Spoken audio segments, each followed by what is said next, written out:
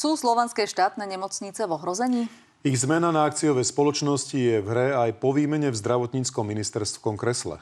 Odborníci aj politici sa obávajú privatizácie. Dohodli sme sa na tom v koalícii, ja to vítam. A to, aby sa štátne nemocnice transformovali na akciové spoločnosti. Oznámil minister školstva v septembri za svoju stranickú kolegyňu Zuzanu Dolinkovú, ktorá v tom čase ešte sedela na ministerskej stoličke. Názory naprieč politickým spektrom sa však líšia. Jedni súhlasia, no konečne výborný nápad. Iní sú zásadne proti. To skončí obrovským kolapsom nemocníc. To nevyriešite problémy tých nemocníc. Cieľ je jasný. Premenou na akciovky by sa nemocnice nesmeli dostať do mínusu a tak by museli lepšie hospodáriť.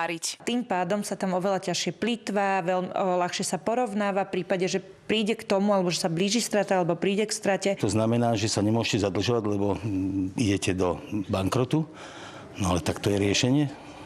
Tak dúfam, že nie. Nič sa tým neušetrí, naopak budú vytvárať ešte zisky pre svojich akcionárov a bude to štát a systém stať ďaleko viacej ako dnes. Medzičasom ale ministerku vystriedal minister. Transformáciu zatiaľ nepotvrdil, ale ani nevylúčil. Z mojich úst téma transformácia alebo pomenovanie transformácie nikdy nezaznela. Odborníci aj niektorí politici však upozorňujú, že ak by sa nemocnice ako akciové spoločnosti dostali do mínusu, museli by vyhlásiť bankrot. Obávajú sa, že by v takomto prípade mohli byť sprivatizované. Pretože čo potom štát bude môcť robiť s nemocnicami, ktoré nebude vedieť oddlžiť? Bude ich musieť nejakým spôsobom zobchodovať, eventuálne rozpredať všetko okolo nich, čo sa bude rozpredať dať. Je to veľmi dôležité, aby to bolo naozaj v štátnych rukách. Tak preto hovorím, že sme pripravení hľadať ústavné garancie, aby k tomuto nebolo možné prísť. Štát by navyše pred touto zmenou musel vyrovnať dlhy nemocníc, čo je aktuálne viac ako 1 miliarda eur.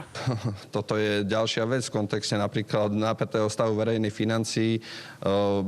Hovoríte správne, že suma je zhruba 1 miliarda, ale dôležitý je cieľ. V najbližšom období to určite nie je na stole. Minister tvrdí, že si dá vypracovať viaceré analýzy, sadne si s odborníkmi a spoločne nájdu také riešenie, aby boli naše nemocnice riadené čo najefektívnejšie.